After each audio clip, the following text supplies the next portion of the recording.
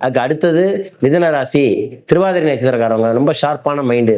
வெளிநாட்டு இம்போர்ட்டு, வெளிநாட்டு வாழ் இந்தியர்கள், வெளிநாட்டு மக்கள் எல்லாம் மிதுன ராசி இந்த வருஷம் அற்புதமான பணம் கொளிக்கும், அற்புதமான புது தொழில், புது முயற்சி, புது வெற்றி எல்லாம் தொடங்கும். உங்களுக்கு பயப்பட வேண்டாங்கிறா.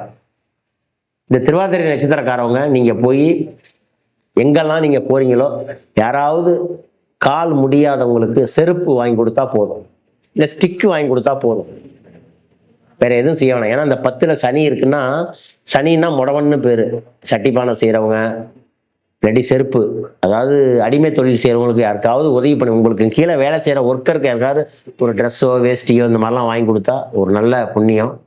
அதுக்கடுத்து மிதுன ராசி புனர்பூச நட்சத்திரக்காரவங்க பெரியவங்களோட ஆசீர்வாதம். அந்த குழந்தை மிதுனராசி புனர்பூசத்தில் பிறந்தாலும் இந்த குடும்பம் வளர்ச்சி அடைய போகுதுன்னு அர்த்தம். புனர்பூச நட்சத்திரத்தில் பிறந்தாவே.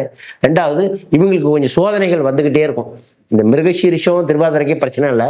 ஆனால் புனர்பூசம் மிதுனராசி புனர்பூச நட்சத்திரங்களுக்கு பல ஊன்றிங், பல பிரச்சனைகள், பல குழப்பங்கள், ஃபேமிலிக்குள்ள சில தொந்தரவுகள் மட்டும் வரும்.